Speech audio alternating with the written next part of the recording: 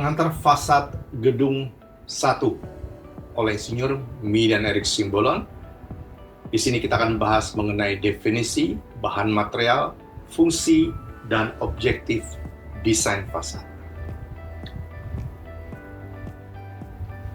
1 ya, mengenai dasar dan definisi, memahami peran strategis lubung bangunan atau building envelope.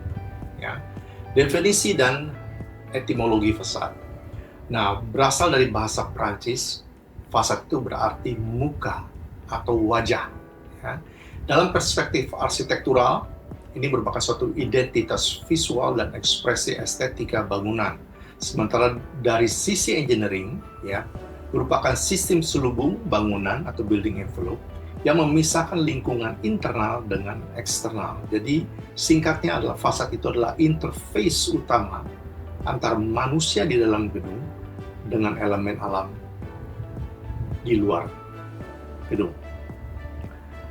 Nah, fungsi strategis fasad itu apa saja? Nah, ada 3 fungsi fasad yang utama. Ya, pertama adalah estetika dan identitas, yaitu menentukan karakter arsitektural dan nilai komersil bangunan di kawasan urban.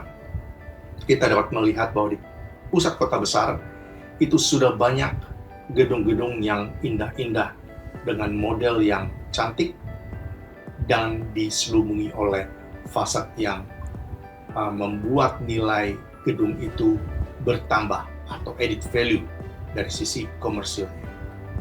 Kemudian fungsi fasad juga merupakan proteksi cuaca, ya, penghalang radiasi matahari, hujan, angin, ya, atau apalagi badai dan polusi suara. Ya. Dan kemudian fasad juga berfungsi untuk efisiensi energi, di mana fasad dapat mengatur transmisi panas OTTV untuk mengurangi beban pendingin AC, ya, beban pendingin udara.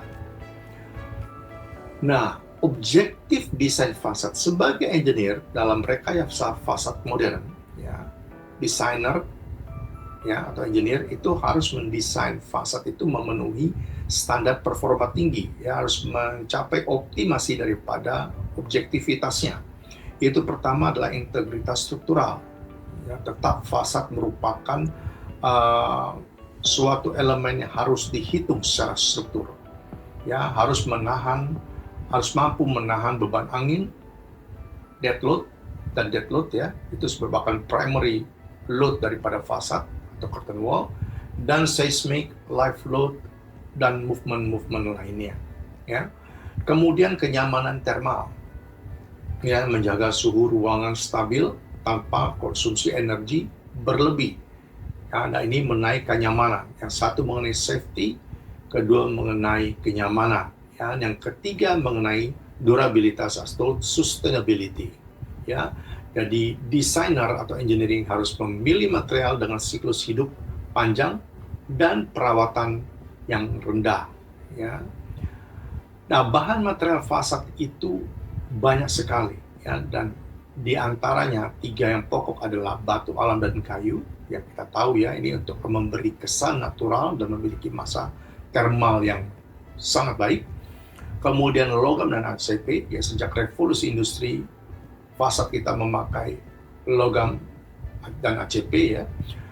Kenapa? Karena aluminium itu terutama, ya, itu memiliki karakter yang ringan, fleksibel untuk dibentuk dan tahan korupsi, ya, dengan tentunya proteksi coating yang baik, ya, dari powder coating atau PVDF, ya, atau anodizing.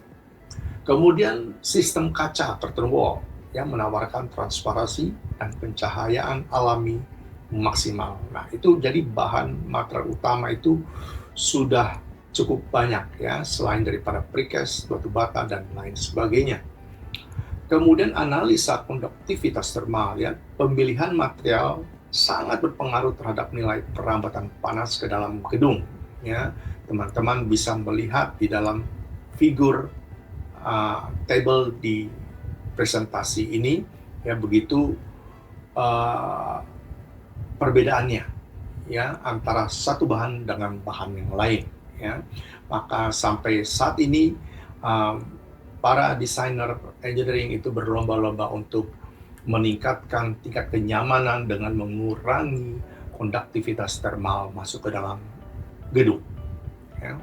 Nah, salah satunya itu adalah dengan optimasi kaca, ya, untuk mengefisiensikan energi, ya.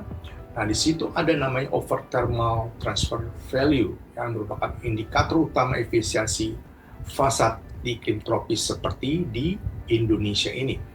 Ya, ada beberapa tipe kaca dan ada tipe kaca yang biasa single, ya, single glazing, kemudian ada yang double glazing yang disebutnya adalah insulated glass unit atau IGU.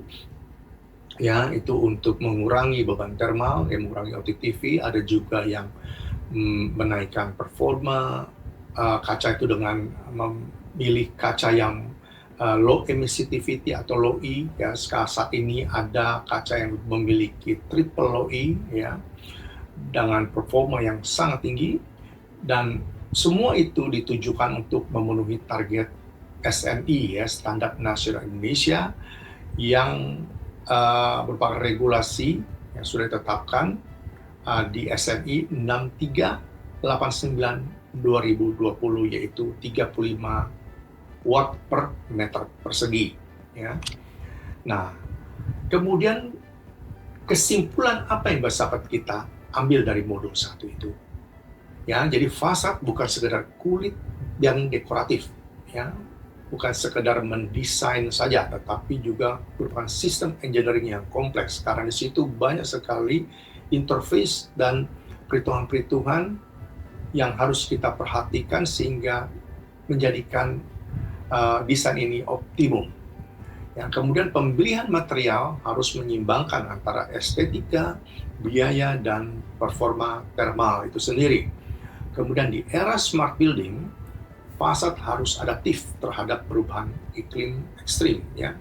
Iklim makin kesini makin cukup ekstrim, makin panas, makin cuaca semakin tidak menentu, dan ini harus kita antisipasi dengan pemilihan bahan, dengan perhitungan-perhitungan material yang cukup kompleks, ya, tapi dengan tujuan yang sama, yaitu membuat penghuni atau tenan atau manusia di dalam internal gedung itu nyaman. Nah, dengan memahami modul 1 ini, ya, pemahaman dasar dengan fungsi fasad, kita sudah mulai dapat